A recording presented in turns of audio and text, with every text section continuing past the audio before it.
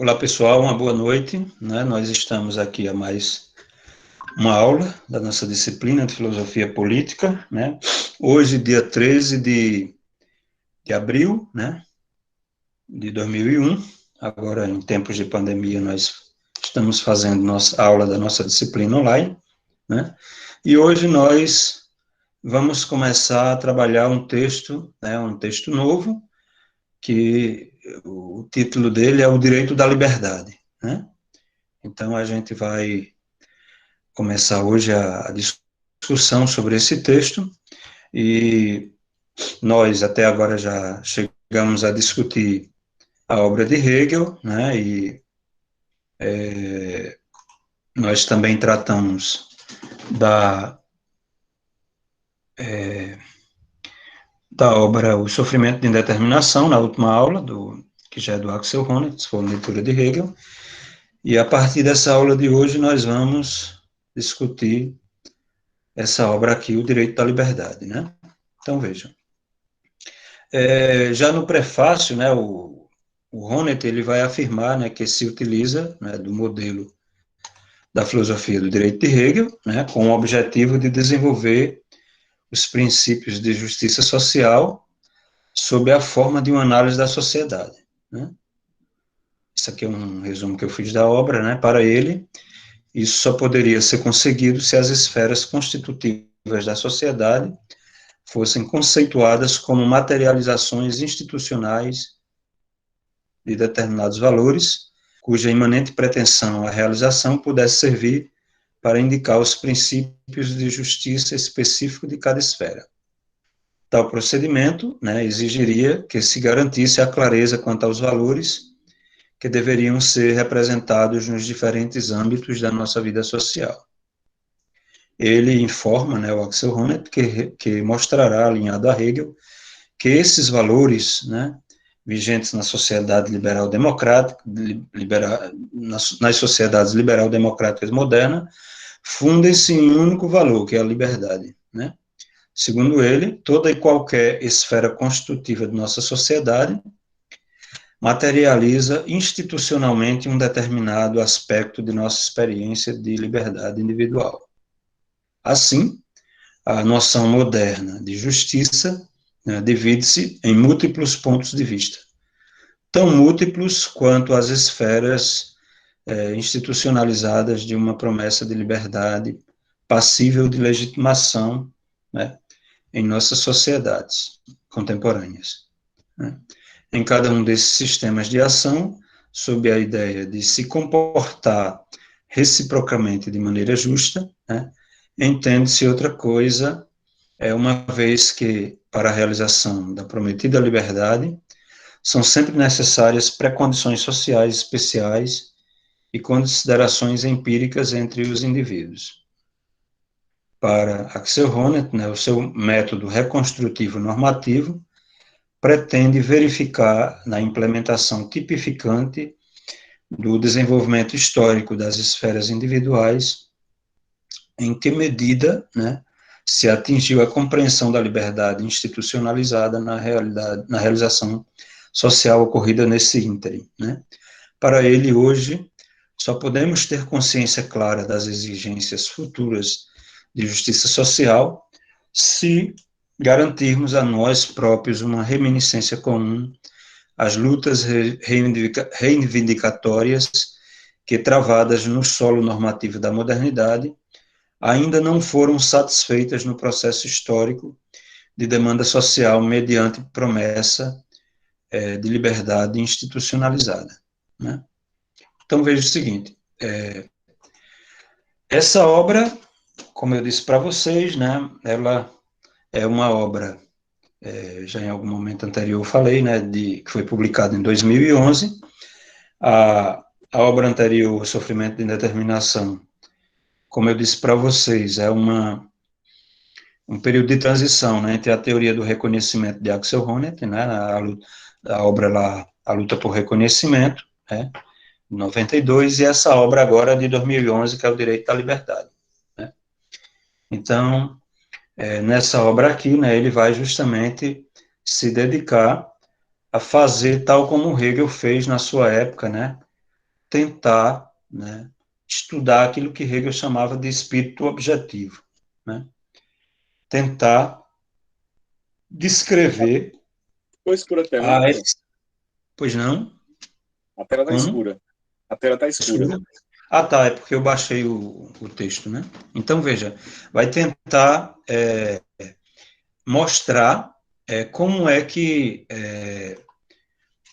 essa, ou melhor, analisar, né, desde a época de Hegel até hoje, né, como é que se manifesta aquilo que ele vai chamar, né, junto com Hegel, né, ou utilizando-se da leitura hegeliana que ele faz, né, a partir daqueles três conceitos de liberdade que Hegel trabalha na introdução dos princípios da filosofia do direito, né, aquela liberdade indeterminada, né, universal, liberdade determinada e tal, e depois a liberdade que ele chama de verdadeiramente a vontade verdadeiramente livre, né, efetivada, livre e efetivada, né, ou determinada no, de forma objetiva na realidade, né. O Axel Honneth vai conceituar essas formas de liberdade como liberdade negativa, né, aqui nessa obra, liberdade reflexiva e liberdade social, né. Então, ele vai fazer um apanhado histórico, né, assim, de como é que se dá, como é que é feita e como é que essas diferentes formas de liberdade, elas surgiram na modernidade, né, e quais foram, digamos assim, os autores que a conceptualizaram, né, e ele também vai desenvolver aquilo que ele chama de liberdade social, né, a partir da leitura de Hegel, né, daquela forma de liberdade que Hegel trabalha e conceptualiza, né, como vontade verdadeiramente livre no âmbito da eticidade, né. Então, o Axel Honneth também vai se utilizar de um método que ele atribui a Hegel, né, atribui a análise hegeliana, né, da modernidade, a análise que o Hegel faz das instituições sociais, né, de uma forma puramente normativa, né, uma reconstrução, como ele diz, né, que o Hegel faz, daquelas instituições da eticidade que possibilitaram ao desenvolvimento, ao indivíduo a sua autorrealização, né, ou a realização da sua liberdade e um reconhecimento, né, dentro do âmbito das interações intersubjetivas, né, no âmbito da eticidade, tá ok? Então, vocês fiquem à vontade, eu vou começar a trabalhar a obra, né, a gente comentou aí o prefácio, né, e agora na introdução ele vai justamente, né, desenvolver, né, algumas premissas, né, quatro premissas, né, que justamente vão servir, né, para o Axel Honneth, né, desenvolver a sua teoria da justiça, né, sobre a forma de uma análise da sociedade, que ele coloca como fundamentais, né, nesse projeto, né, dessa sua filosofia política, né, presente em O Direito da Liberdade, ok? Então, veja o seguinte, ele começa o prefácio, né, justamente afirmando, né, que uma das grandes limitações da filosofia política atual é justamente estar distante, né, da análise da sociedade e apenas fixada em princípios puramente normativos, né. Essas filosofias a gente poderia justamente colocá-las, né, como kantianas, né. As filosofias de maior, digamos assim, ressalva, de maior preponderância dentro do âmbito da teoria da filosofia política hoje em dia, não são filosofias que, do ponto de vista da filosofia política, elas são, digamos assim, sucedâneas, né, ou herdeiras do kantismo, né? Então você tem John Rawls, você tem Habermas, né, grandes filósofos contemporâneos que justamente vão fazer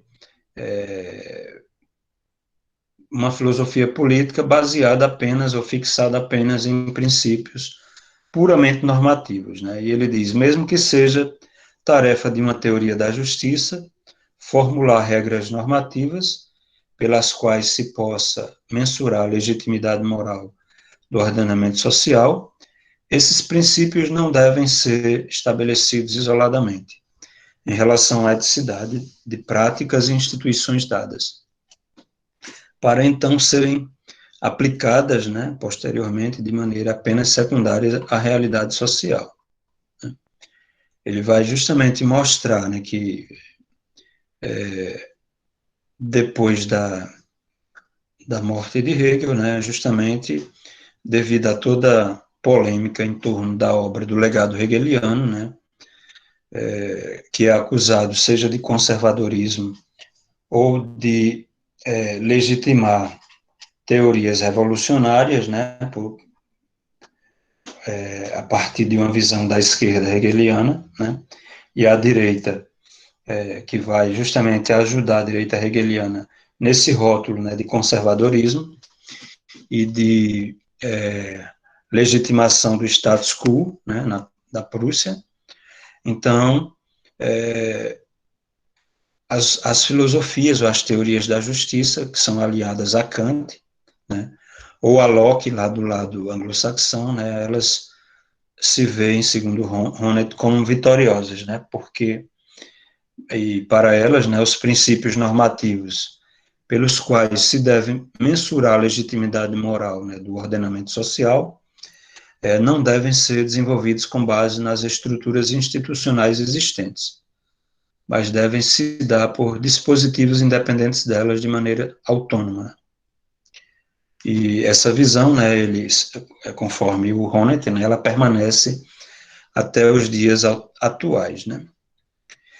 Mesmo tendo surgido, né, contraposições a essa posição preponderante, né, do kantismo, né, como no caso da filosofia política neo-hegeliana britânica, né, na segunda metade do século XIX, ou em um passado recente, os trabalhos de Michael Waltz, David Miller, né, Alasdair MacTaggart, né, essas investidas, segundo Honneth, evidenciaram quão longe estamos hoje em dia da imagem da filosofia do direito de Hegel, né.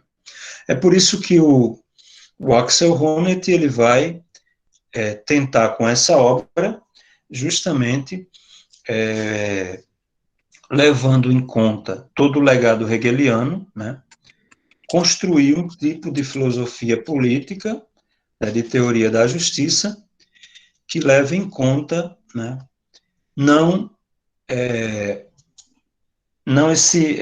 essas, como ele coloca aqui, né,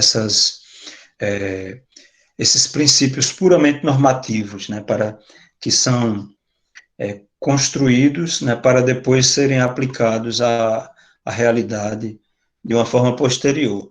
Mas a própria análise que o Axel Honneth vai fazer, levando em conta, né, o legado hegeliano, é justamente tentar, né, um tipo de análise da sociedade, né, um tipo de teoria, de teoria da justiça ou de filosofia política, né, que sirva ao mesmo tempo como uma análise da sociedade, né, e como uma análise também de patologias sociais, como já ressalvamos em aulas anteriores, né, na própria obra O Sofrimento de Indeterminação, ele deixa bem claro isso, né, e aqui é retomado, né, é retomada nessa obra, né, essa contribuição hegeliana, né?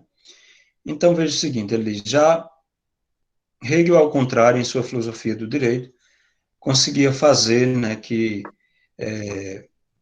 ambas convergissem, né, tantas as estruturas institucionais, né, como os princípios, eles convergissem em uma unidade, apresentando, né, a realidade institucional de sua época como sendo ela própria racional em seus traços decisivos, e inversamente comprovando a racionalidade moral como realizada nas instituições nucleares modernas.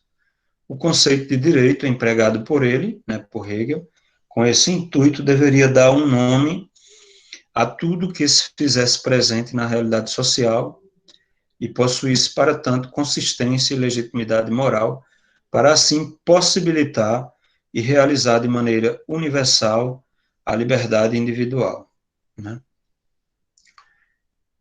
Então, a filosofia do direito hegeliana, ela vai levar em conta as instituições ou as relações sociais ou o contexto intersubjetivo, né,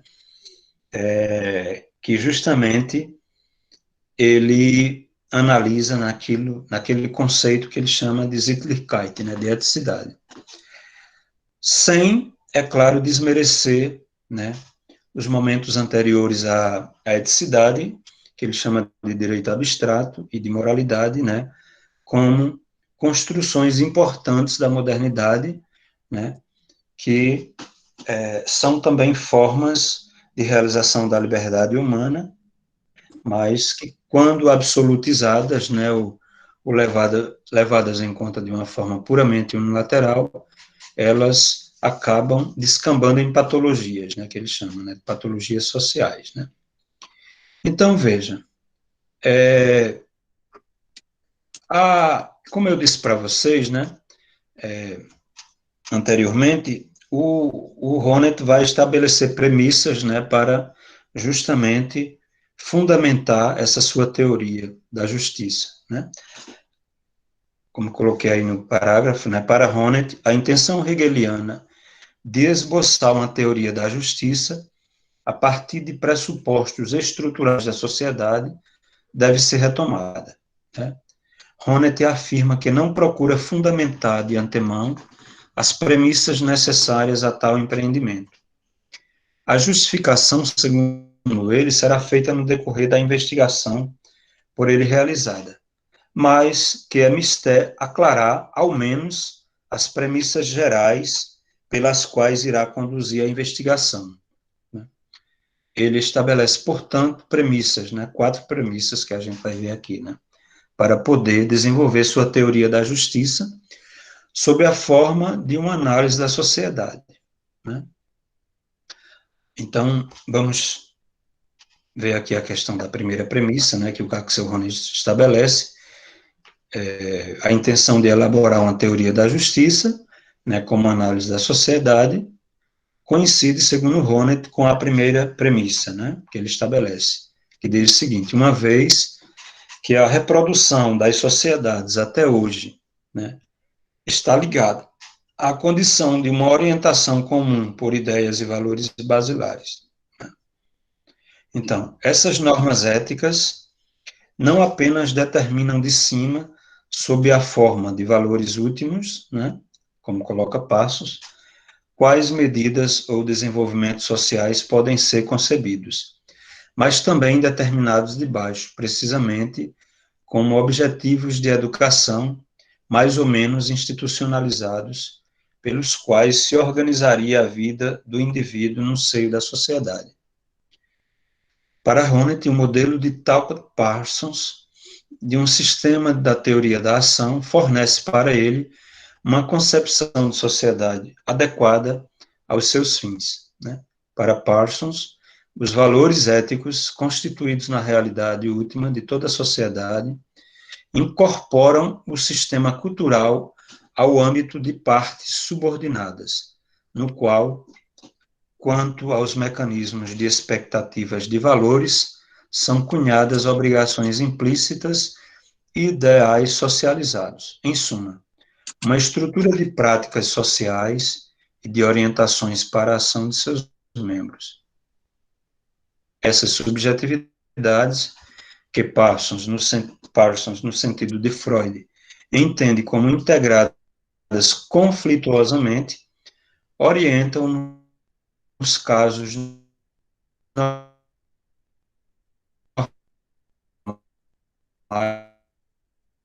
sobre a forma de uma objetivação dos valores mais determinado âmbito. Essa penetração ética de todas as esferas da sociedade é tomada por Parsons, ao contrário de Luhmann ou Habermas, como uma esfera de ação normativamente integrada, né, que hoje pode ser entendida, sobretudo, como vinculada ao princípio do desempenho. O que há de especial nesse modelo de sociedade, que se faz especialmente adequado à atualização das intenções hegelianas, é o fato de que todos os ordenamentos sociais, sem exceção, encontram-se vinculados ao pressuposto de uma legitimação por meio de valores éticos, de ideais dignos de serem buscados, né? Nenhum ordenamento normativo, segundo eles, aqui entenda-se por a sociedade, né, se autolegitima no sentido de que as formas de vidas aprovadas ou proibidas seriam simplesmente verdadeiras ou falsas, sem exigir questionamento, né?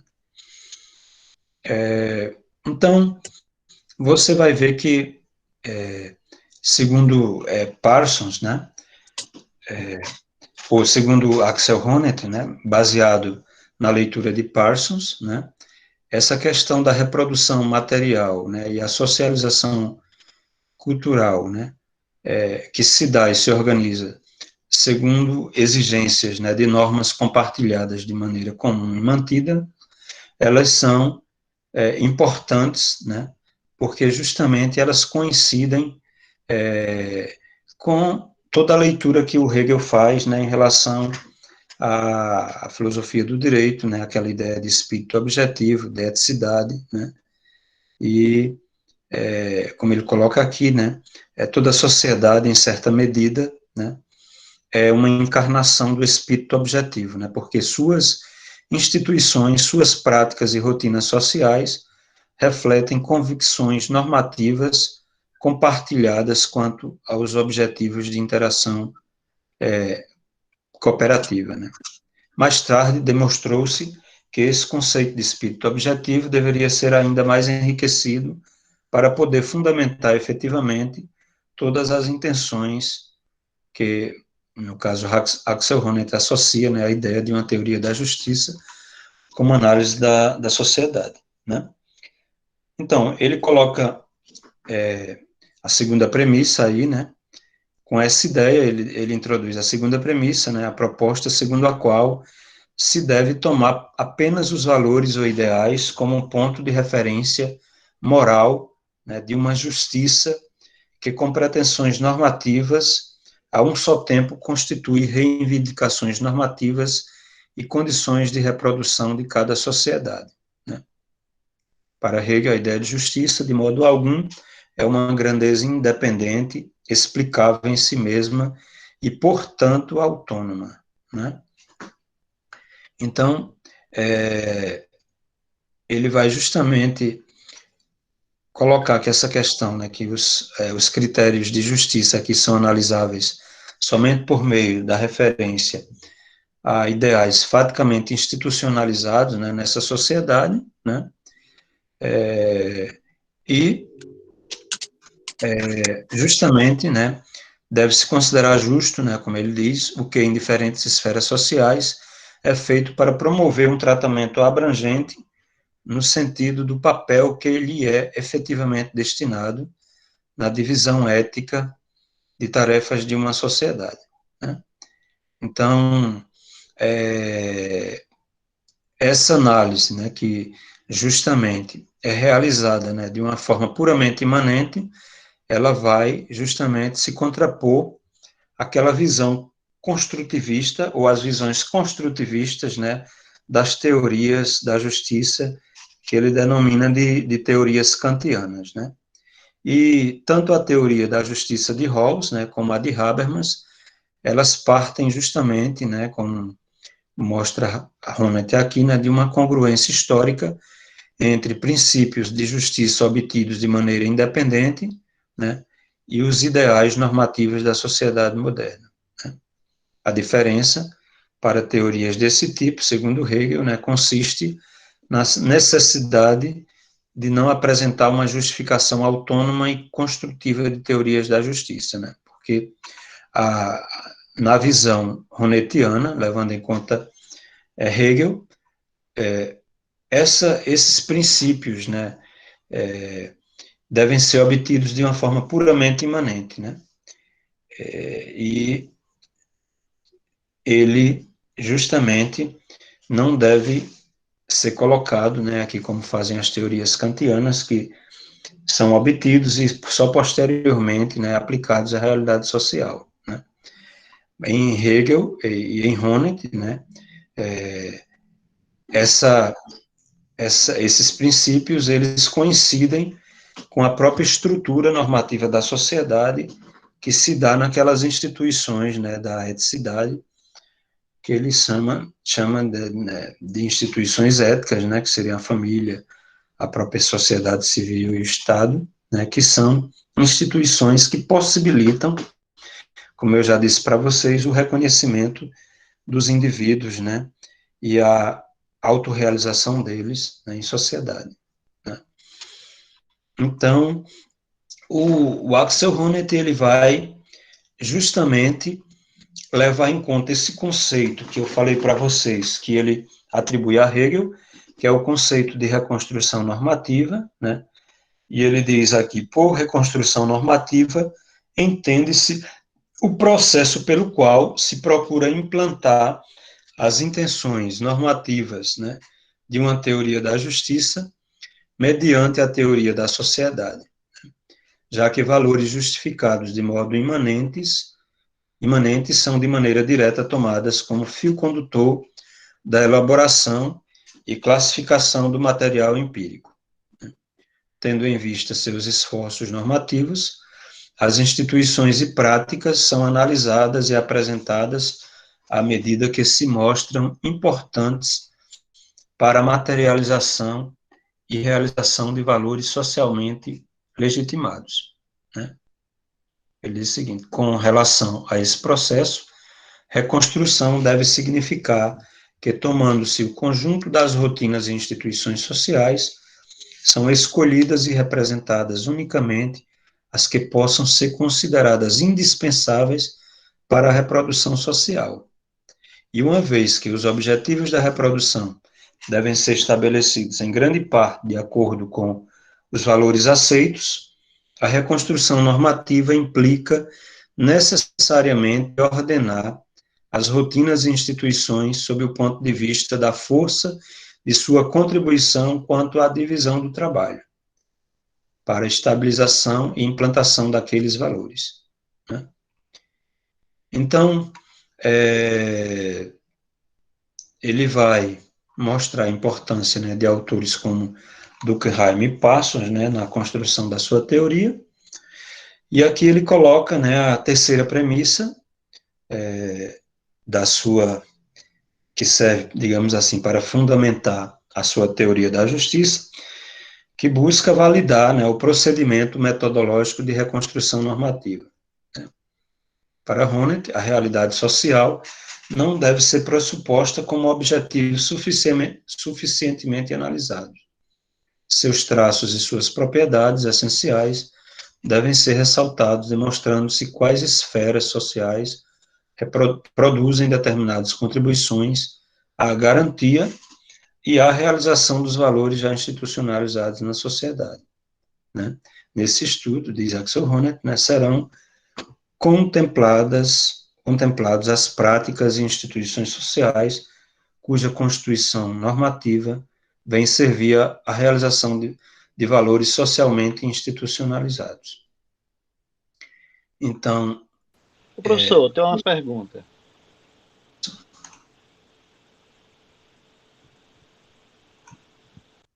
Pois não. Você não quer anotar para fazer depois que eu concluir a minha... Pode ser? Anote aí, viu? Porque aí eu faço uma explanação geral e aí a gente dá espaço a vocês para fazerem todos os questionamentos. Tá certo? Então, veja. O conceito de eticidade, né, que o Hegel vai justamente, né, digamos assim, estabelecer aqui, a partir da leitura e da contribuição, digamos assim, que ele faria da filosofia antiga, os gregos, né, Aristóteles, né, porque Hegel tenta, na sua filosofia, justamente mediar, né, aquela visão, né, que a sociedade moderna tem, e estabelecer um ponto de mediação com justamente valores que ele considera importante na própria filosofia antiga, né, que são os valores ligados às questões, digamos assim, mais comunitárias, né, ou à universalidade, à própria sociedade, né, a visão que os filósofos gregos tinham de política, né, da polis, né, de ética, aí esse conceito de eticidade tem uma influência muito grande nesse sentido, né. Então, o conceito de eticidade, ele justamente vai tentar analisar, né, aquelas que foram as instituições mais importantes para a autorrealização e o reconhecimento do indivíduo do ponto de vista institucional na sociedade moderna, né? E aí nós temos instituições centrais como a família, né? E dentro dela a questão do casamento, os filhos, né? A educação dos filhos, toda essa questão, né? O amor, né? Que é uma forma de cimentação dessa primeira forma de eticidade imediata, que é a família, né, que é justamente estruturada a partir do sentimento do amor, né, e depois você tem a sociedade civil, né, o mercado, né, que vai levar em conta valores da própria modernidade, como a questão da subjetividade, da individualidade, né, ou da individuação, né, ou da autonomia do sujeito, né, e aí o indivíduo ele passa a lutar e a levar em conta, né, a sua autonomia na realização da sua liberdade, né, e o momento do Estado, né, que o Hegel considera como superior a esses outros dois, né, porque no momento do Estado o indivíduo não só se integra a uma instituição que se desfaz, como é a família, né, que é a célula básica da sociedade, né, que é importante dentro do contexto ético, né, mas que, por ser baseada no afeto, no amor, né, e a sociedade civil, por ter essa ênfase em relação ao indivíduo, né, na questão da autonomia do sujeito, né, da questão do individualismo, né, o Estado é um momento superior porque ali existe tanto um momento de formação do indivíduo, né, como de elevação da sua individualidade, né, e da sua subjetividade, né, que leva em conta os valores universais, né, desse contexto de interação social que é o Estado, né, como Hegel coloca, né, na forma como Hegel entende. Então, nós temos em seguida a quarta premissa, né, que o Axel Honneth, a quarta e a última, né, que ele coloca em relação à sua teoria da justiça, né, que consiste na tese de que o procedimento de reconstrução normativa oferece também a oportunidade de uma aplicação crítica, né. Ele diz que não se pode tratar apenas de desvelar pela via reconstrutiva as instâncias da eticidade existentes, mas deve também ser possível criticá-las à luz dos valores incorporados em cada caso, né? Essa crítica reconstrutiva, né, ela vai justamente, né, possibilitar, né, que a sociedade ela não seja vista, o Estado em Hegel, ou a eticidade, de uma forma geral, seja vista a teoria hegeliana como uma justificativa do status quo, né? Porque essas mesmas instituições, né, que ajudam o indivíduo, né, a serem reconhecidos, né, e se auto realizarem, né, elas possibilitam, né, uma crítica, né, de determinadas fenômenos que a gente poderia considerar como patológicos, né? Por exemplo, o individualismo da sociedade liberal, né, moderna, e justamente a corporação, em Hegel, né, as corporações, elas se colocam, né, como instituições que dentro desse âmbito, né, de individualismo, na sociedade moderna, ela e toda a decadência ética, né, ela possibilita o indivíduo cumprir, né, uma tarefa ética que é justamente a integração social e o bem-estar geral, né, o universal, né, ou da própria particularidade, né, os bens universais da particularidade ou de determinadas categorias dentro do conceito, dentro do contexto, né, individualista, né, que a sociedade civil moderna, né, coloca, né. Então, o Axel Honneth diz o seguinte, né, com essas 4 premissas, é possível delinear os pressupostos metodológicos mais gerais da investigação que faço nesse livro. Na tentativa de desenvolver uma concepção de justiça pela via da teoria social, deve-se pressupor, numa primeira premissa, antes de tudo, que a forma da reprodução social de uma sociedade é determinada por valores e ideais comuns compartilhados e universais. Em última instância, tanto os objetivos da produção social como os de integração cultural são regulados por normas que possuem um caráter ético, já que contêm representações do bem compartilhado. Continua ele, né? Na segunda premissa, como primeira aproximação, afirma-se que o conceito de justiça não pode ser entendido independentemente desses valores que abarcam todo o âmbito do social. Como justo, deve-se considerar o que nas práticas e instituições da sociedade tende a realizar os valores que são aceitos como gerais em cada uma delas. Somente com a terceira premissa entra em cena o que mais precisamente significa implementar uma teoria da justiça como uma análise da sociedade com base em ambas as determinações precedentes.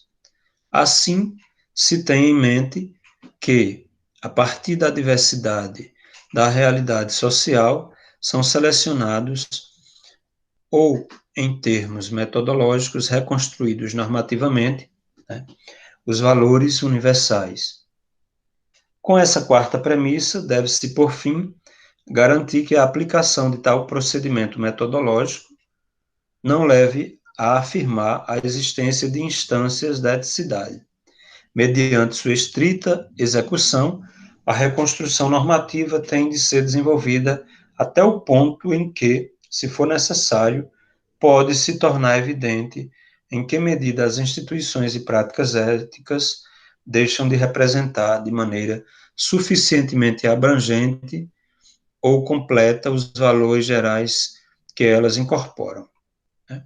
Então, o Axel Honneth, ele vai, como eu disse para vocês, né, tentar fazer uma reconstrução normativa, né, da nossa eticidade pós-tradicional, né, ou seja, uma reconstrução normativa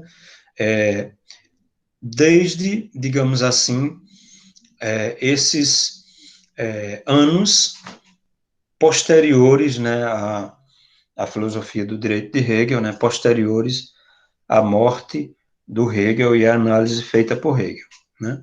Então, ele vai tentar fazer uma análise da forma como Hegel fez, né? Só que da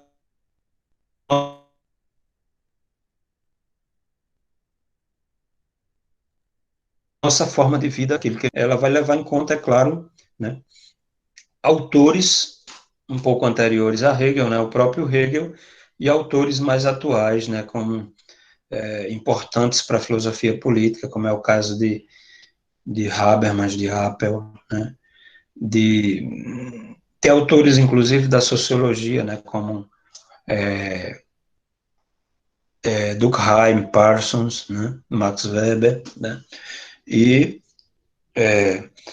a partir daí ele vai estabelecer, né, digamos assim, uma leitura e os fundamentos, né, da sua própria teoria, da sua própria teoria da justiça, né, presente aqui na obra O Direito da Liberdade.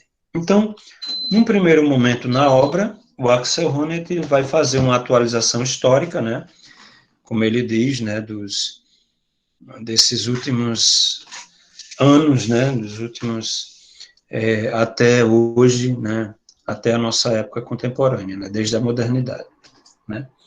Então, ele chama justamente de o direito da liberdade, né,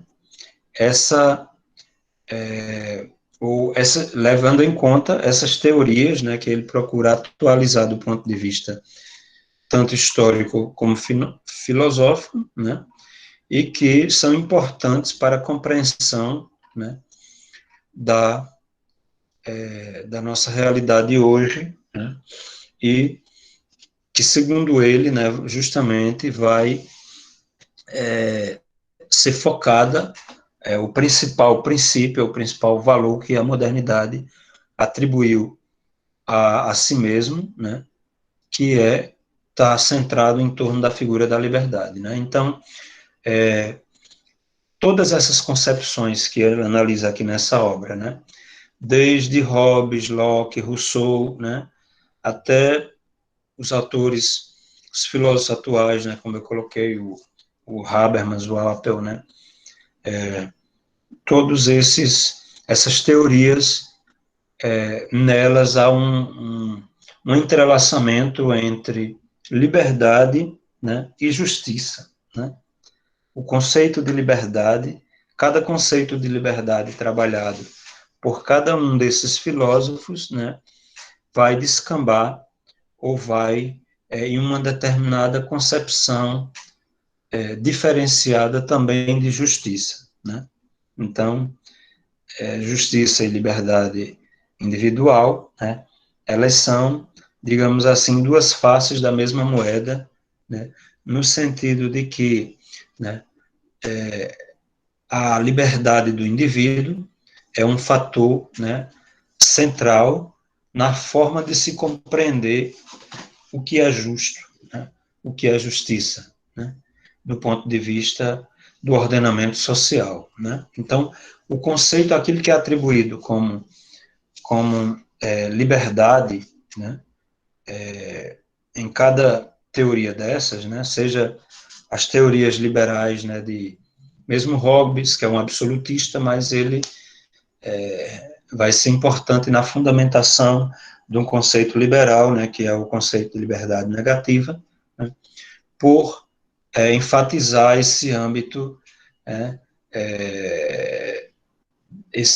privado como algo importante, né, em relação à defesa da liberdade burguesa, né, da classe que está surgindo, né, a partir daquele momento na Inglaterra e também na Europa, né.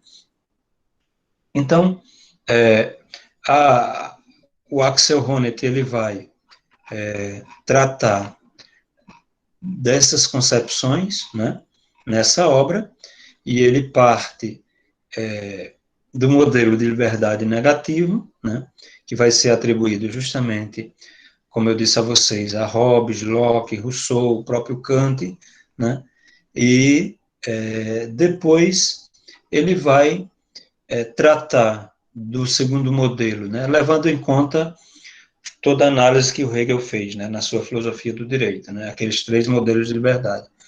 Então, ele vai enfatizar em seguida o modelo de liberdade reflexiva, né, que ele atribui a Kant, né, a ideia de imperativo categórico, de autonomia, né, e também a Rousseau, no primeiro momento.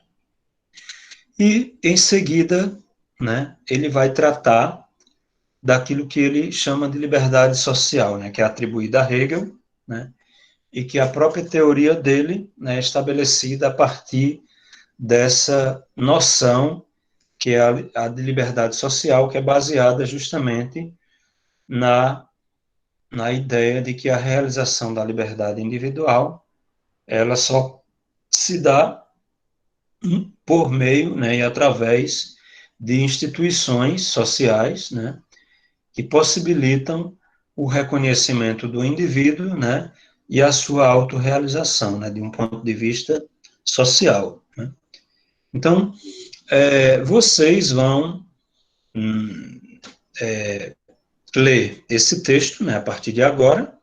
A gente está começando hoje a fazer essa análise, né, e a partir daqui, né, a gente vai estabelecer, né, as nossas discussões das nossas próximas aulas de filosofia política. Vocês vão ver que aqui nesse tópico, a liberdade negativa e sua construção contratual, né, o Axel Honneth vai partir justamente da ideia de liberdade em Hobbes, né, que ele coloca a liberdade justamente em Hobbes como a ausência, né, de resistências externas que poderiam obstruir os movimentos possíveis aos corpos naturais, e depois esse tipo de liberdade também vai ser atribuída ao ser humano, né, sua liberdade, a liberdade humana vai ser levada em conta a questão da vontade aqui nesse momento, quando se passa para se estabelecer a liberdade em relação ao ser humano, e o Axel Honneth, ele inclusive disse que essa é a forma, digamos assim, é uma forma talvez um pouco pobre, né, de estabelecer a liberdade, mas que ela foi fundamental para toda uma teoria, né, política que vem desde Hobbes até hoje, né, com Hayek, né, e outros autores, né, que colocam justamente a liberdade como uma ausência de impedimento externo, de resistência externa, né. Sua liberdade, ele coloca aí, né, consiste em não ser obstruído por resistências externas, na busca de realizar seus objetivos que se impõem a ele. O Hobbes lá diz, um homem livre é aquele que não é impedido de fazer o que tem vontade de fazer, naquelas coisas que é capaz de fazer, graças à sua força e ao seu engenho. Ele também vai colocar esse mesmo tipo de liberdade, vai atribuir esse mesmo tipo de liberdade hobbesiana, né, e depois a Locke, Mill, né, Nozick, ele vai também atribuir essa forma de liberdade ao que ele chama de liberdade negativa, ao próprio existencialismo de Sartre, né? Ele diz que na concepção de Sartre, né, essa liberdade ela vai se revelar também na concepção de Sartre, né, que é justamente aquela mesma tendência, né, de que a liberdade, né, humana, o indivíduo ele pode agir, né, ele pode agir de uma forma puramente arbitrária e tal, mas que a liberdade é vista, em último caso, também como uma ausência de impedimento externo, né? E ele faz uma leitura aí do texto de Nozick, né?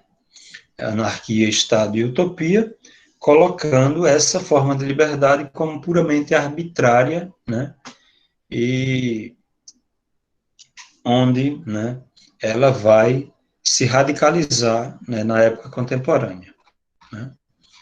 Então, depois de analisar, né, a liberdade negativa, né, nesses autores, o Axel Honneth, de um ponto de vista histórico, ele parte para uma análise daquilo que ele chama de liberdade reflexiva, né, e a sua concepção de justiça, né, porque justamente ele vai atrelar uma coisa a outra, como eu já disse para vocês, né, cada concepção de liberdade, né, ela também descamba em um tipo de concepção de justiça, né, dentro do ordenamento social que vai justamente ser estabelecida a partir do modelo de liberdade que se é estabelecido, né? Então, a liberdade reflexiva, né, diferentemente da liberdade negativa, que é uma construção da época moderna, né, digamos assim, influenciado pela burguesia, né, e pelo pensamento de todos aqueles autores que têm uma influência ou pé, né, dentro desse contexto aí, digamos assim, classista, né. A ideia de liberdade reflexiva, ela tem raízes no próprio pensamento antigo, né, no pensamento grego, né. Ela, diferentemente ele coloca aqui, né, a liberdade negativa é elemento originário e indispensável da autoconcepção moral da modernidade, né, a negativa, né, no caso, né. Nela se expressa a ideia de que o indivíduo deve desfrutar do direito de agir sem restrição externa e sem depender de coerção para provar os motivos do seu bel prazer, enquanto não violar os mesmos direitos de seus concidadãos.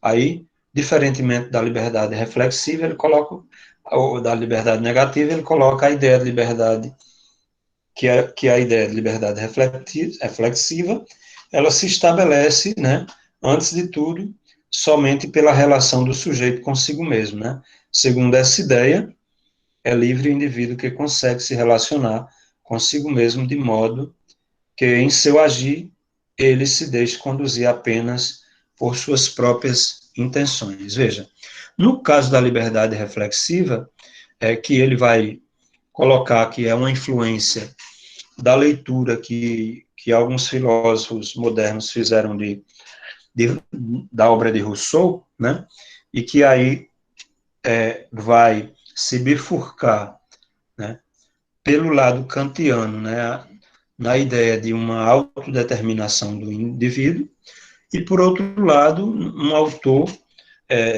também da mesma época, o Herder, né, na ideia de que o indivíduo é livre porque ele expressa externamente aquilo que ele é internamente, ou seja, ele vê o Herder, no caso, a liberdade, o indivíduo, né, como se existisse um embrião, né, dentro de si dessa liberdade, ou daquilo que o sujeito é, e que ele, no decorrer da sua vida, ele se torna autêntico ao expressar, ao externalizar, né, aquela sua subjetividade no mundo, na objetividade, né, e aí ele é livre, né, porque ele expressa, porque ele é autêntico, né, ao expressar aquilo que ele é no mundo da objetividade. Né? Essa leitura de Herder também ela influencia Hegel, né? É aquilo que Charles Taylor, naquela obra dele, Hegel, que eu cheguei a trabalhar essa obra todinha na filosofia contemporânea, né? É aquilo que ele atribui, né,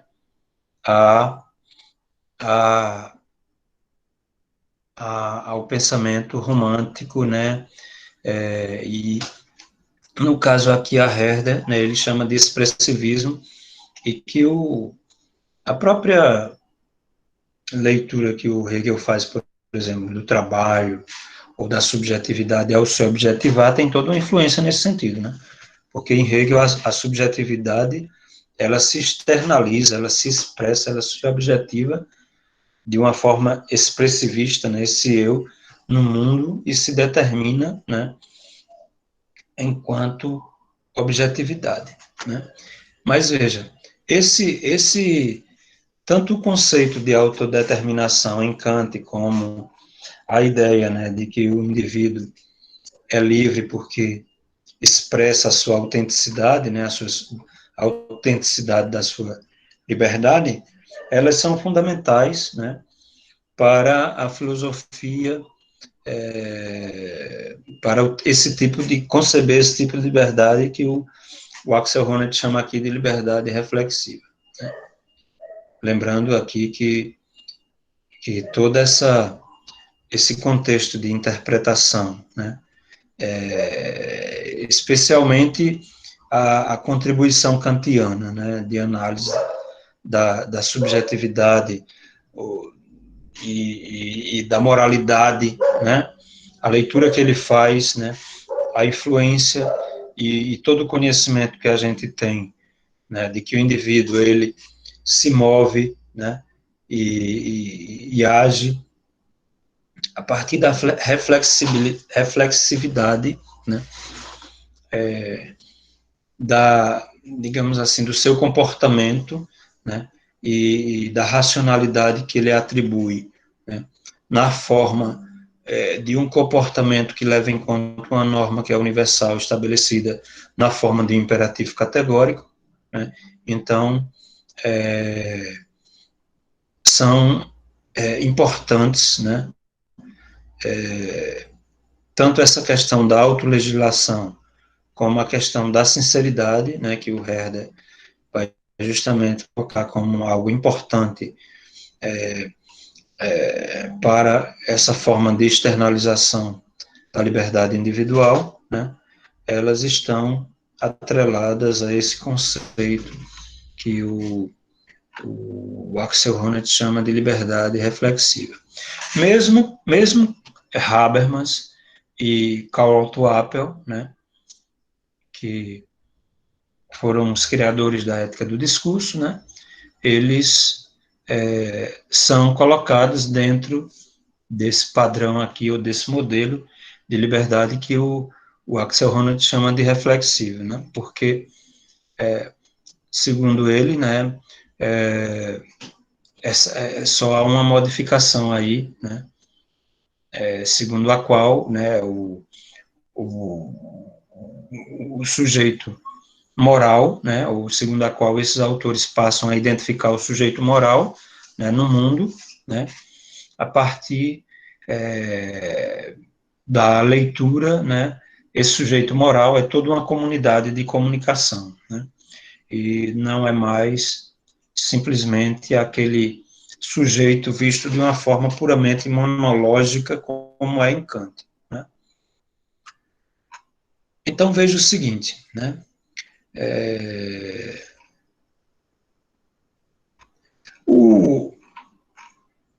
o Axel Honneth, ele vai, então, enfatizar o modelo de liberdade social, né, como ele coloca, né, e veja aqui, o que eu acabei de falar, veja aqui esse parágrafo, né, em relação a Habermas e a Karl Otto Appel, né, o que é que o Axel Honneth diz? Ele diz o seguinte, né, o modelo teórico da comunicação do discurso, desenvolvido conjuntamente por Karl Otto Appel e Jürgen Habermas, proporciona um conceito de liberdade individual ainda no território da liberdade reflexiva, remetendo já a uma liberdade social, pois, diferentemente das concepções tradicionais e monológicas da liberdade reflexiva, né, a tese que aqui se propõe é a de que somente a interação intersubjetiva no discurso possibilita o tipo de autocontrole racional que compõe o núcleo mais íntimo da interação em questão. Nessa nova concepção da teoria do discurso, da liberdade social, é a circunstância segundo a qual determinada instituição de realidade social já não é considerada mero aditivo, mas condição e meio para o exercício da liberdade. Dessa perspectiva, o sujeito individual só pode produzir esforços reflexivos inerentes à autodeterminação se na interação com outros numa instituição social, forem reciprocamente realizados esforços desse tipo. A circunstância institucional, neste caso, o discurso, já não é mais aquele particular conceito de liberdade para chegar a uma ideia de justiça social, mas um elemento mesmo do exercício da liberdade. Só mesmo se tais instituições forem dadas na realidade social, o indivíduo pode, no contexto dessas instituições, executar o tipo de determinação da vontade necessária para a liberdade reflexiva, né? Então, o Axel Honneth, né, ele diz o seguinte: por isso as contribuições de Apel e Habermas, ainda que nelas tudo aponte no sentido, né, de uma liberdade social, não conseguiram transpor o limiar para esse conceito, né? No sentido contrário, somente a referência retrospectiva a Hegel mostra como deve ser possível aprender determinadas instituições como meios de liberdade reflexiva, né? Hegel desenvolveu sua própria concepção de liberdade na filosofia do direito, e aí ele coloca como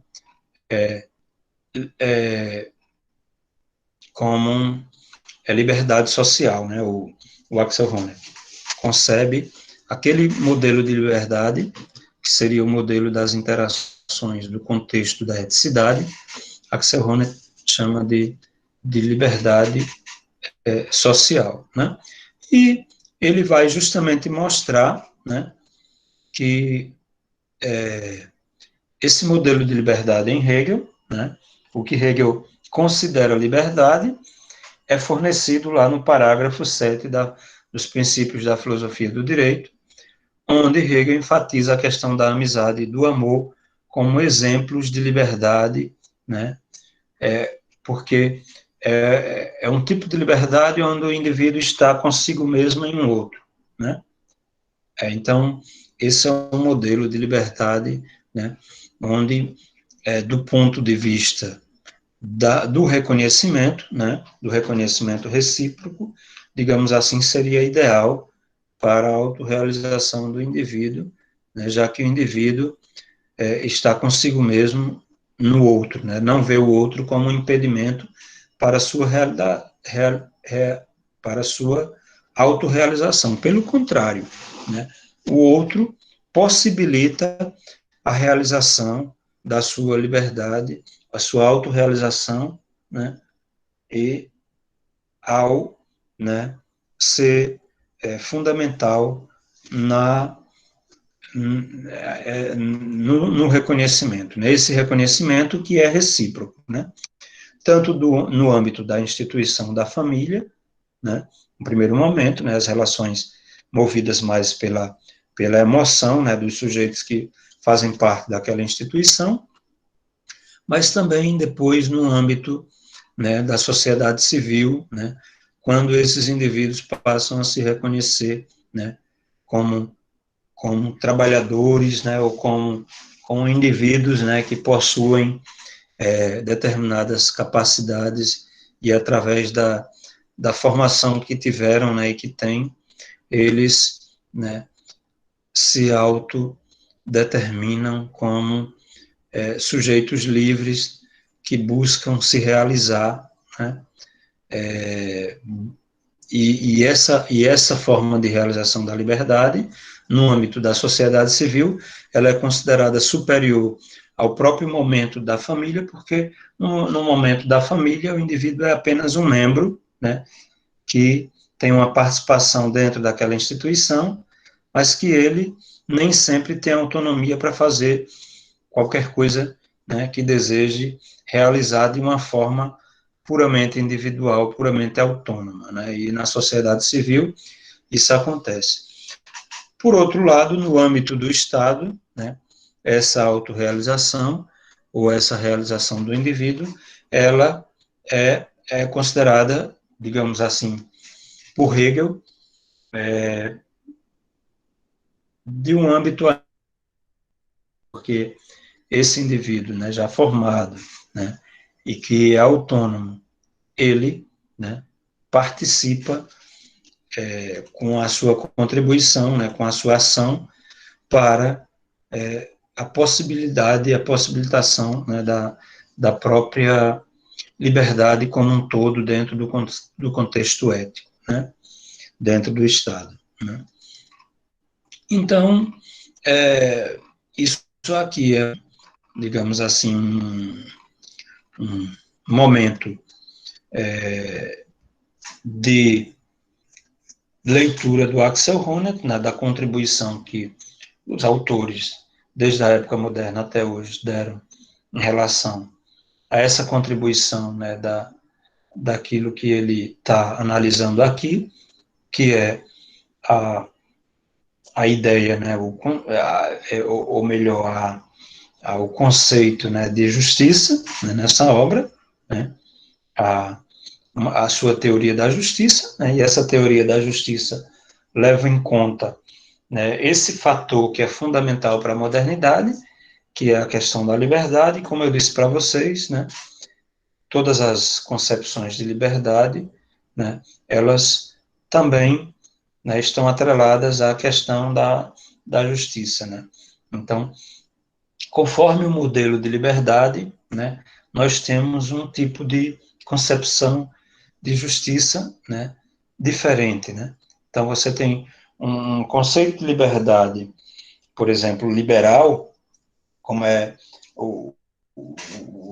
das concepções de liberdade negativa, ela vai ter como consequência uma determinada concepção de justiça diferente, por exemplo, dos modelos de liberdade, né, que levam em conta a reflexão, a reflexividade, como são os modelos de concepção de liberdade de tipo kantiano, ou os que são, digamos assim, estão na esteira de influência, né, do pensamento de Rousseau, né, como é o caso do Kant e do Herder, e depois, mais adiante, né, hoje, conforme Habermas, ainda os modelos do próprio Habermas, do Apel, né, e tanto o Hegel como o Marx têm um tipo de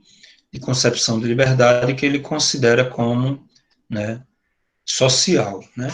Só que em Marx, né, que também, segundo Axel Honneth, aqui acaba sendo influenciado por Hegel, né, porque a ideia de cooperação que está presente aí na filosofia do direito, né, na própria análise que ele faz das corporações, você tem em Marx, né, uma análise que é a cooperação, né, entendida aqui como a cooperação, né, do proletariado, né, em torno da produção, né, o que ele chama de produção cooperativa, né, que seria a produção que apresenta, né, um meio institucionalizado, né, entre liberdades individuais, né, de todos os membros da comunidade, né. O Axel Honneth coloca aqui, analisando o pensamento de Marx, né, ele diz: se não participam dessa instituição, isto é, se estão excluídos da cooperação, né, não podem se realizar em suas atividades produtivas, já que lhes falta a complementação prática por outro sujeito que em sua produção reconheça suas necessidades, né. Ele coloca, inclusive, Marx não renuncia em vida a essa versão específica de um conceito de liberdade social. Esse conceito parte sempre da convicção de que a liberdade reflexiva do indivíduo só pode ser realmente aplicada onde, por meio da complementação com a autorrealização dos demais, ele chega pela própria autorrealização produtiva. Ele faz aqui uma diferença em relação a Hegel e a Marx. Ele diz que enquanto Hegel pretendia proporcionar ao liberalismo uma fundamentação mais profunda e mais ampla conceitualmente, ao tentar desenvolver a dependência desse em relação às instituições garantidoras da liberdade, Marx tinha em mente uma crítica, né, ao modo de socialização da sociedade capitalista. Tão logo as atividades produtivas dos indivíduos já não eram coordenadas de maneira direta pela instância mediadora da cooperação, mas pelo mediador estranho do dinheiro, né, assim argumenta Marx, né, também são perdidas de vista as relações de reconhecimento recíproco, de modo que, ao final, cada qual se vê apenas a si mesmo como um ser egoísta que tão somente enriquece. O capitalismo, em vez de cooperação, erige o vínculo do dinheiro como um vínculo mediador, cria relações sociais em que nossa complementação recíproca é mera aparência, que se vale da expoliação recíproca como fundamento. Ele coloca aqui, mesmo na crítica acabada da economia política, que se tem em O Capital, a formação da sociedade capitalista é criticada principalmente por gerar aparência material de relações sociais unicamente por meio de coisas, o que leva a perder de vista a estrutura intersubjetiva da liberdade. Por último, o Axel Honneth ele passa a analisar a obra de Arnold Gehlen, né, que vai interpretar de uma forma equivocada, segundo ele, né, os textos de Hegel, porque ele tenta fazer uma leitura de Hegel, mas acaba não levando em conta a contribuição intersubjetivista que o Hegel deu, né? Ele lê Hegel de uma forma muito subjetivista, né?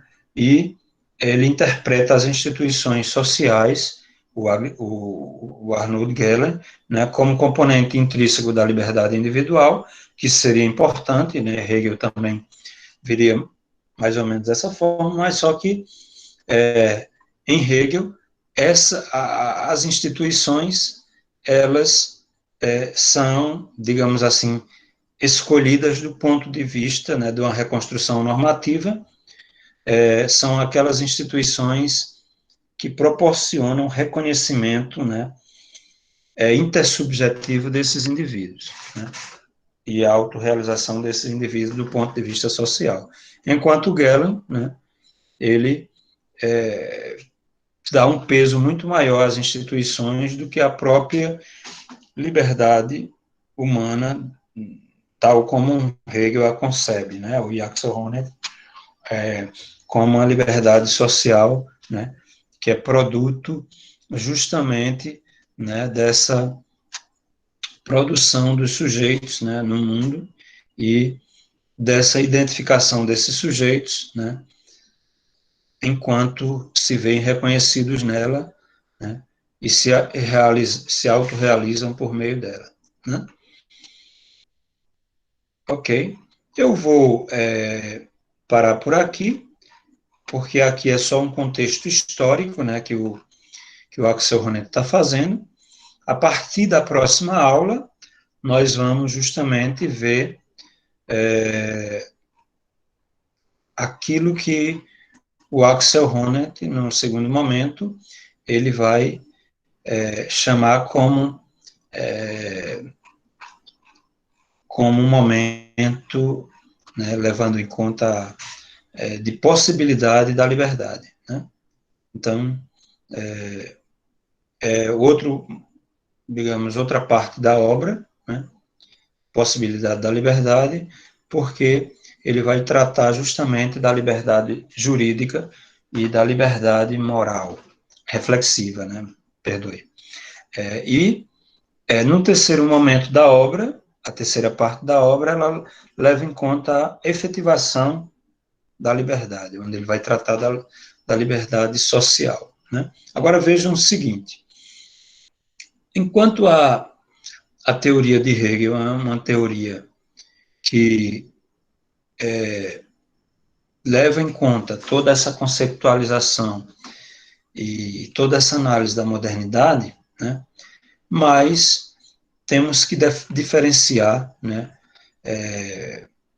interesses aqui, porque a partir desse momento aqui, posterior à análise que ele vai fazer da modernidade, da influência desses autores para a construção da sua própria teoria, né, o Axel Honneth ele vai colocar essa parte do texto aqui que ele chama de transição à ideia da eticidade democrática, né? Então, veja que em Axel Honneth a, a obra ela tenta fundamentar, né, um tipo de teoria que a gente poderia chamar de democrática, né? E o contexto da eticidade leva em conta justamente, né, a defesa, digamos assim, de um ethos democrático, né? Veja que o Hegel, ele foi um crítico, né, da democracia, porque ele considerava aquela concepção específica de democracia liberal, né, como irracional, como não, porque ela não conseguia chegar a um tipo de análise ou de, digamos assim, conceptualização da sociedade, né, de um ponto de vista que ele consideraria como racional, né? Por isso que ele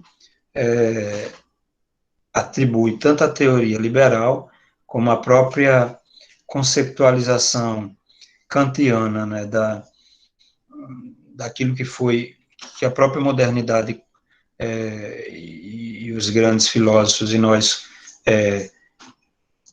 compreendemos como algo muito importante, né, mas ele considera como teorias do entendimento, né, que não conseguiram chegar a um nível, de racionalidade, né, a um nível mais elevado, né. Então, o objetivo de Axel Honneth, né, é justamente estabelecer um tipo de visão, né, de teoria, né, da justiça, que vai possibilitar esse tipo de autorrealização e de reconhecimento do indivíduo dentro, né, de um ethos que ele, e de uma defesa, né, de um pensamento que a gente poderia conceber como uma defesa da democracia, ok? Eu vou abrir aqui espaço para vocês para a apresentação, né? A gente continua na próxima aula, e aí nós abrimos espaço aqui para questionamentos, para participação de vocês, né? Em relação ao que nós pudemos nessa noite de hoje, né, tratar aqui, né, iniciando a leitura desse texto, né, desse livro do Axel Honneth, que se chama O Direito da Liberdade, ok?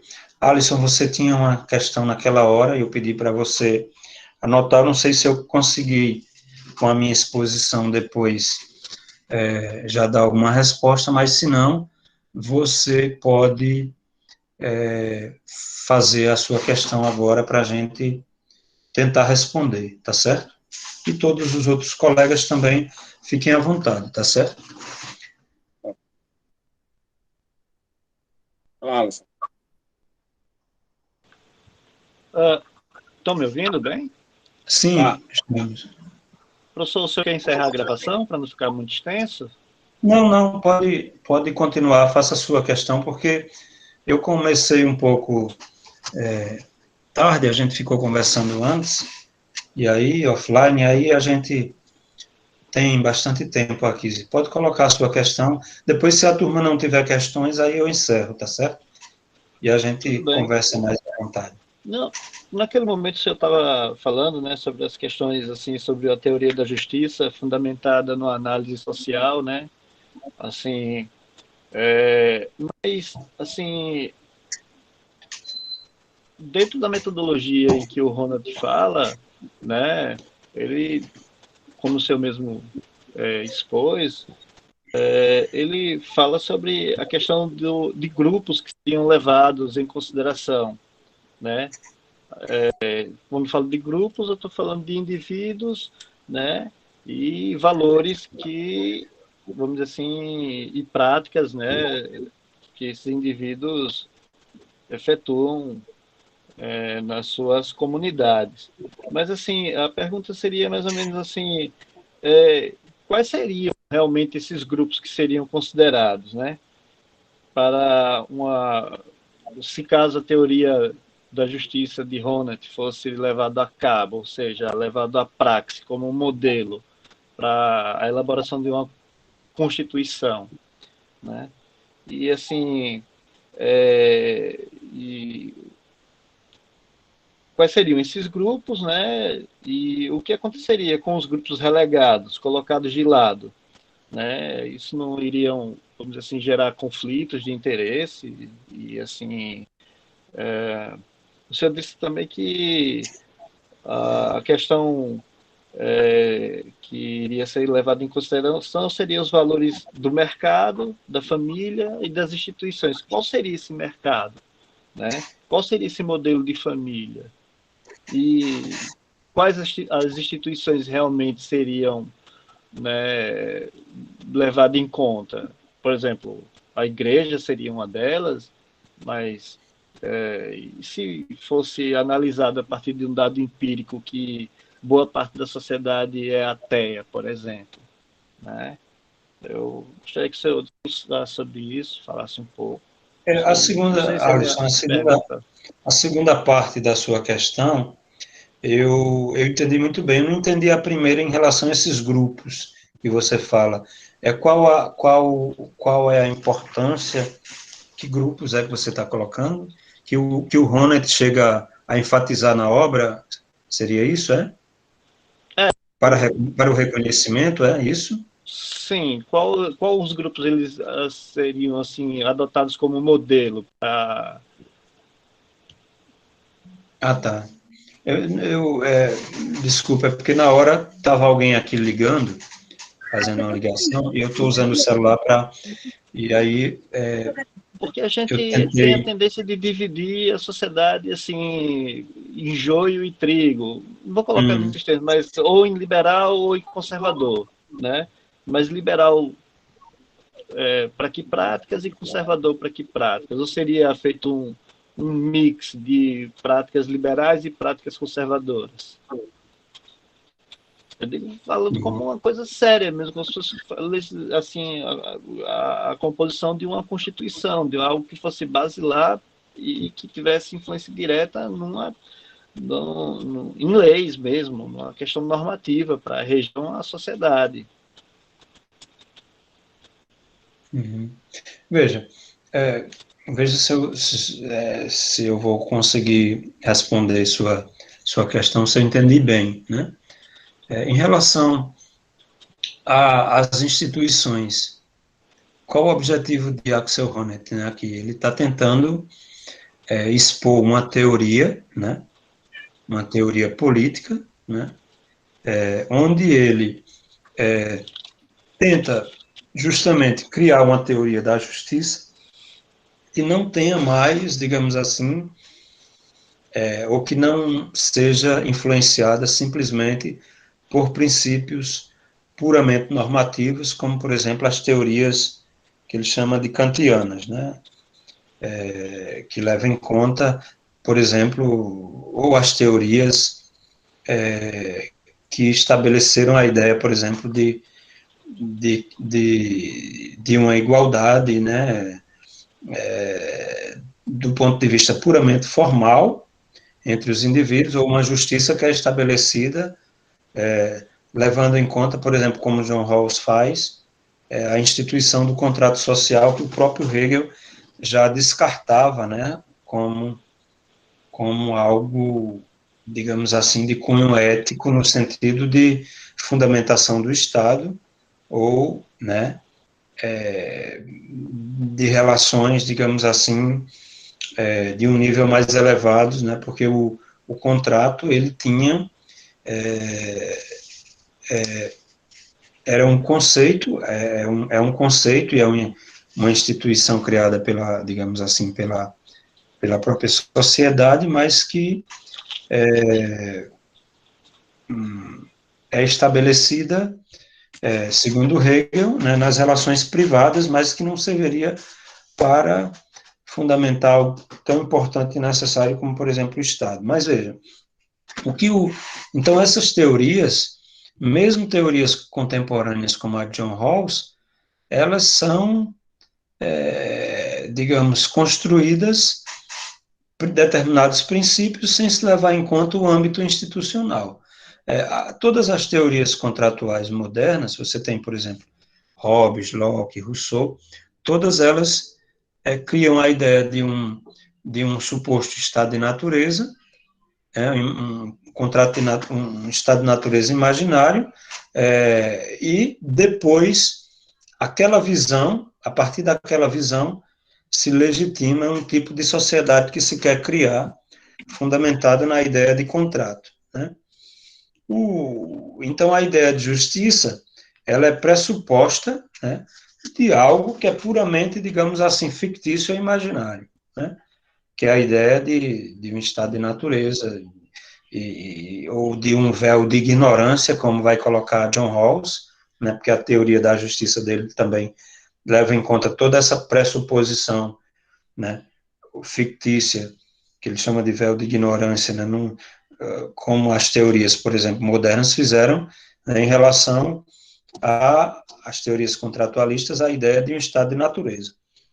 Aí, veja, o Axel Honneth, ele vai criticar, mesmo Habermas, que não é um contratualista, né, que já leva em conta uma perspectiva intersubjetivista, porque ele também tem influência hegeliana, né, mas aí ele vai fazer toda uma crítica de que, né, eles não chegaram, digamos assim, a conceber um tipo de liberdade, né, que ele chama, como, por exemplo, que ele concebe, como é o caso da liberdade social, né? Então, a questão que ele coloca aqui, digamos assim, né, é a de uma análise, né, digamos, de âmbitos institucionais, como fez Hegel na sua época, que são importantes para, né, o desenvolvimento, digamos assim, de uma concepção de justiça que leva em conta justamente a autorrealização do indivíduo e o seu reconhecimento dentro do âmbito social, né? Então, Hegel fez isso mostrando que a família, né, como ela era concebida na época moderna, a família pequeno-burguesa, a família burguesa, baseada na ideia do amor, o pai, né, como o senhor da casa, aquele que era o chefe da família, as mulheres e tal, e toda essa coisa e toda a análise que ele faz do casamento, né, que é uma forma institucionalizada, que institucionaliza, digamos assim, essa união ética, né, de um ponto de vista ético, né, e social. Então, tudo isso, todos esses âmbitos de análise que Hegel fez na época moderna, levando em conta aquele modelo, digamos, tradicional de se compreender a eticidade, o Axel Honneth agora está tentando, né, uma compreensão dessa eticidade dentro de um âmbito pós-tradicional, né, porque aqui esses conceitos reportam a Habermas, né, porque Habermas faz toda uma análise a partir de Kohlberg, de Mead, né, que são, e ele faz toda uma análise filogenética, né, como ontogenética da sociedade, tanto do ponto de vista do indivíduo, como da sociedade, e aí ele concebe a sociedade atual como pós-tradicional, né. Então, veja, e aí ele vai colocar porquê, né, e mostrando o desenvolvimento dessa subjetividade do ponto de vista histórico, né, e do ponto de vista individual, né, enquanto capacidade de cognitiva, né, e de interação social. Aí você veja o seguinte, o Axel Honneth tem uma coisa que ainda me incomoda um pouco, mas que ele tenta, por exemplo, usar de Durkheim, de Parsons, de vários autores, para analisar as relações, por exemplo, do mercado, né, a partir de um contexto que ele consideraria como ético, né, de eticidade, né, assim, porque, segundo ele, há relações de reconhecimento, mesmo nas relações mercadológicas, né, porque aquelas relações, elas são, digamos assim, pressupostas ou aceitas pelos sujeitos, né, mesmo depois da crítica que o Marx faz, né, da exploração capitalista, né, do proletariado, dos indivíduos, né,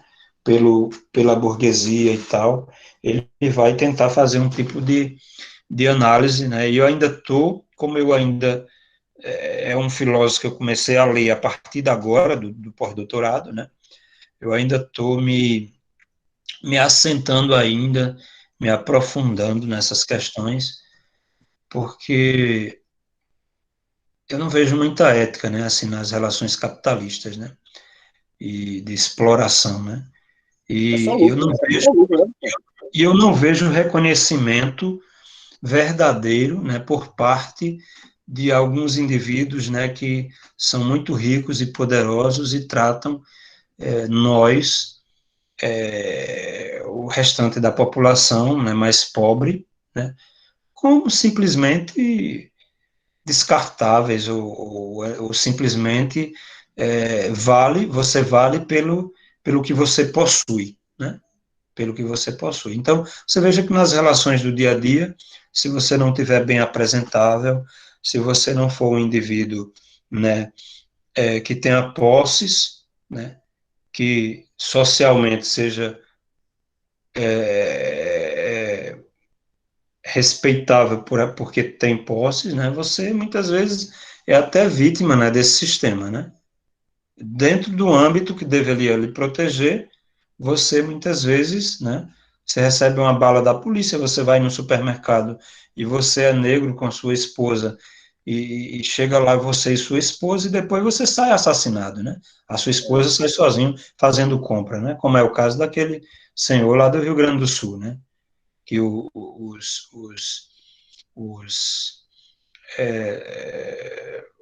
seguranças, que eram policiais, né, que na hora de folgas exercia a função de segurança, mataram o cara, né, vendo que ele estava com a sua esposa ali fazendo compra, né, por uma questão de desentendimento. Está na cara que aquele indivíduo ele foi assassinado ali, espancado até a morte, porque ele é um mestiço negro, né, e porque ele é pobre, principalmente por isso.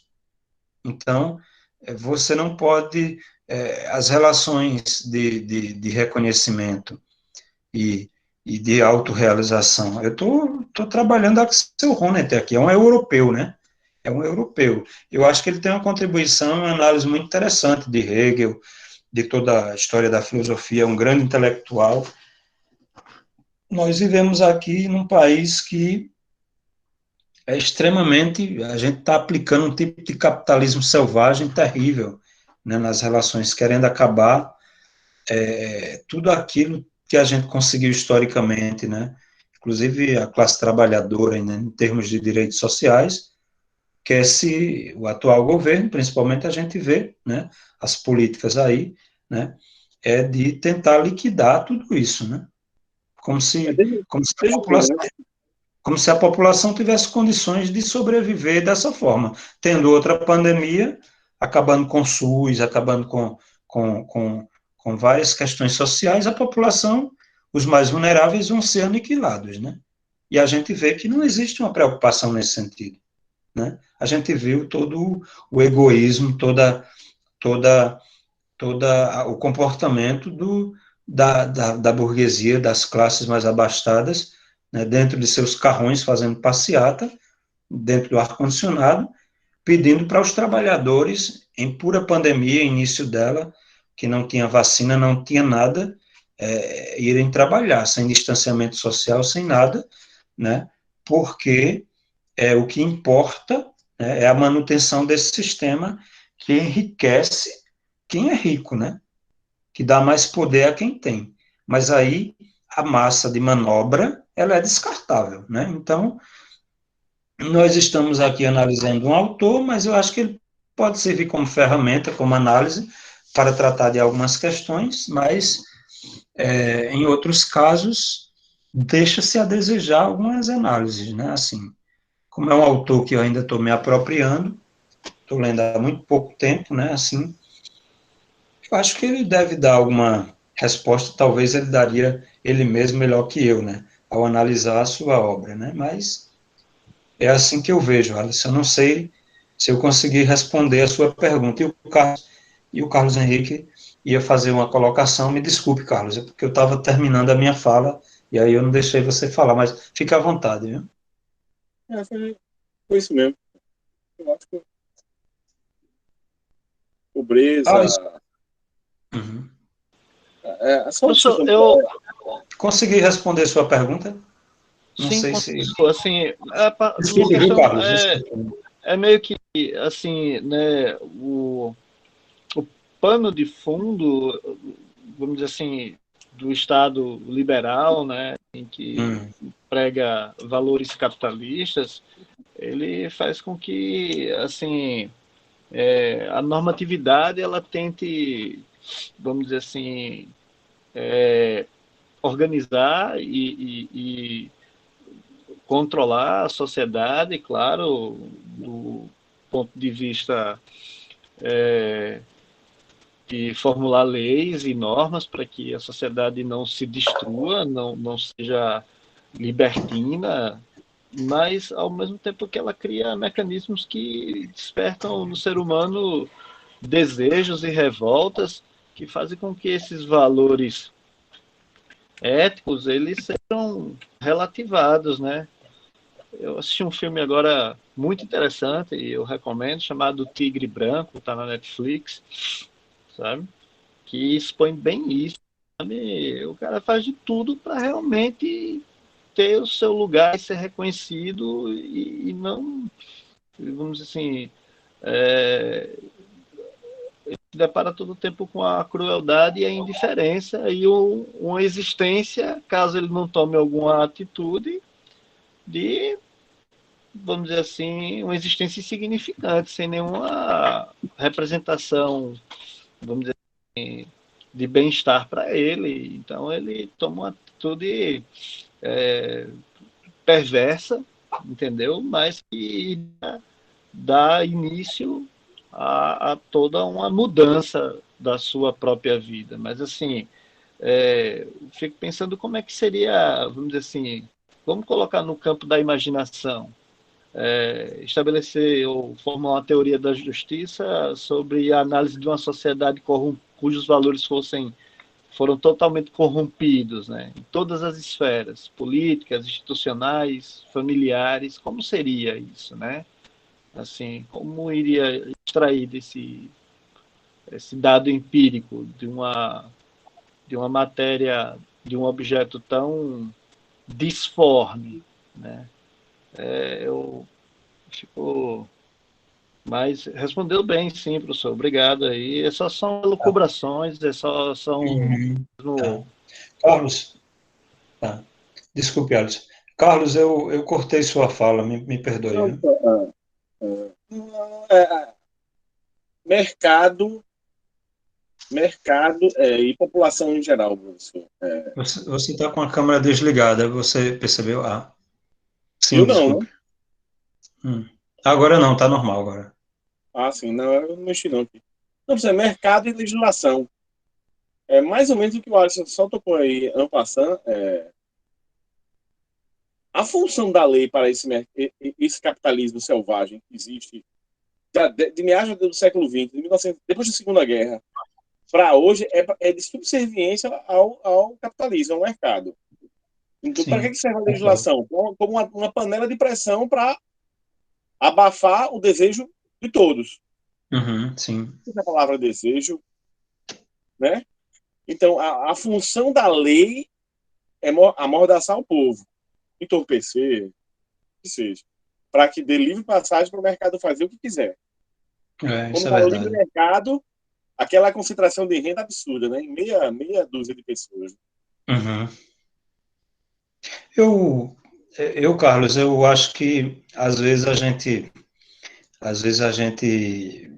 passa a ter umas elucubrações, assim, de um ponto de vista mais realista, né? Então, eu acho que é por isso que muitos colegas acabam descambando, assim, tipos de radicalismo, né?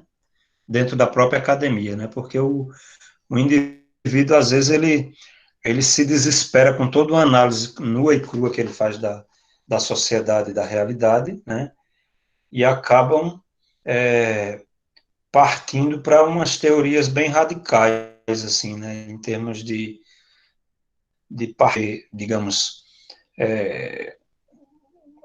essas análises, por exemplo, de políticas, né? O que levam em conta, por exemplo, a revolução, né, do proletariado, como o próprio marxismo faz, né?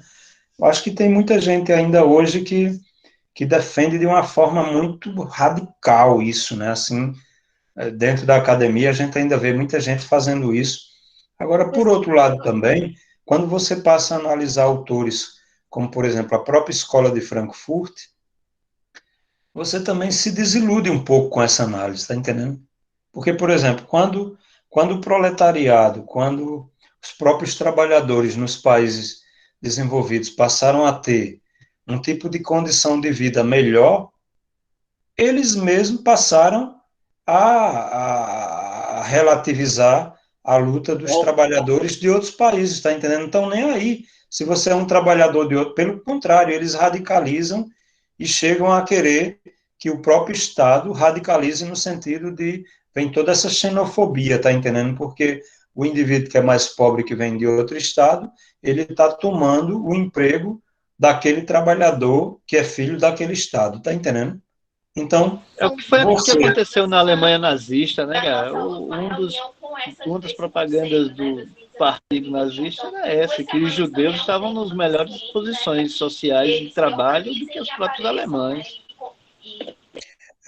Isso mesmo. Mas não só, Alisson e Carlos, né? Não só em relação aos judeus naquela época, hoje mesmo, né? E nos países desenvolvidos, você, por exemplo, chega na Europa, até nos Estados Unidos, nesses países mais desenvolvidos, há toda uma proteção com o trabalhador local e todo um preconceito contra o estrangeiro, tá entendendo? Contra o que está ilegal ali, né? Porque ele nem parece que é um ser humano, né? Tá ali, condições às vezes subhumanas para tentar conseguir sobreviver, porque no seu próprio país, às vezes, está tendo todo um extermínio, toda uma política de massacre da população, seja do ponto de vista da força bruta real, seja do ponto de vista das relações trabalhistas, de um capitalismo selvagem, né? Então, você vê isso hoje, né? Hoje mesmo você não vê o caso daquelas. Que caso mais grave, né? O que a gente viu em anos passados aí, aquelas marchas, aqueles imigrantes, né, indo para a Europa. A própria repórter, uma pessoa bem educada, formada, deu um chute no imigrante com raiva, né? Crianças que foram encontradas na praia morta, né? Na passagem. Isso acontece aqui, o povo da América Latina que vai para os Estados Unidos naqueles barcos, né? Tentando fugir pelo México por terra, né? Até o Trump resolveu fazer aquele muro lá, separando o resto da América do Norte do resto da América, né? Abaixo da América do Norte, né? Seja por barcos, né? Que tentam. Na Europa também. Então, os países que nos exploraram historicamente, né? Que enriqueceram as nossas custas, né? Foram nossos colonizadores. Hoje impede, né? Que as pessoas desses países que foram explorados, elas entrem, né? Neles, porque eles têm uma condição mais abastada e eles têm medo tanto da violência, né, que essas populações podem causar, né, pelas condições subhumanas que elas podem ter, por não ter emprego, ou pelo fato de ir lá, né, e aí no caso roubo, né, morte, latrocínio, essa coisa toda, ou pelo fato de estar tomando o emprego, né, das populações locais, né, segundo na visão deles, né. Então você tem, por exemplo, toda uma política de faz de conta, né, de que não está vendo, o imigrante nos Estados Unidos, em muitos países, ele é ótimo, porque ele está ali em condição subhumana, ganha 3 vezes menos do que o trabalhador local, e não tem nenhum direito trabalhista, nem nada, nem sindicato para defender, e a turma faz de conta que não está vendo, não está entendendo, empregam eles por baixo dos panos, né? Que no inglês eles dizem under the table, né? Por baixo da mesa, né? Lá no Canadá eu via muito essa expressão, que eu tinha uns colegas lá brasileiros que queriam ficar por lá, né? E aí eu não tô legal no país. Aí um cara lá que a gente estava numa casa deles lá, uma época hospedado, porque a gente costuma alugou para passar um tempo lá, um final de semana, né? Aí ele disse assim para uma colega minha, disse assim, a gente pode fazer under the table, né? Por baixo da mesa. A gente diz aqui por baixo dos panos, né? Eles dizem lá a expressão por baixo da mesa, né? Assim, ilegalmente, né? Faz para que ninguém veja, né? Entendeu? Tem um mercado ali, tem um amigo meu, você fica lá no mercado, quantos dólares o cara paga por semana? Paga. Quando o cara disse o tanto de dólares, o cara já ficou todo interessado. Né? Bem baixo para eles, mas para a gente, tá entendendo? Tá lá ganhando aquele tanto de dólar, é uma coisa maravilhosa, né? E aí, sem direito, sem nada, e que nenhum trabalhador local quer aquilo, né? Ganhar daquele tanto, e nem tem, tá entendendo? Mas para a gente é uma coisa maravilhosa, né? Latino-americana. Pessoas de classe média, né? Que vão para lá recebendo isso, né? Nem quer desenvolver atividade que comprometa o seu status, né? Assim, como eles chamam, subemprego, né? Uhum, é verdade. Deixa eu parar aqui a gravação um pouquinho, Pessoal, para a gente boa ficar noite. Eu vou mais fazer à o jantar vontade agora. conversando. Até a próxima aula. Foi um prazer imenso estar com vocês hoje à noite. Boa noite, Nelson. Boa noite.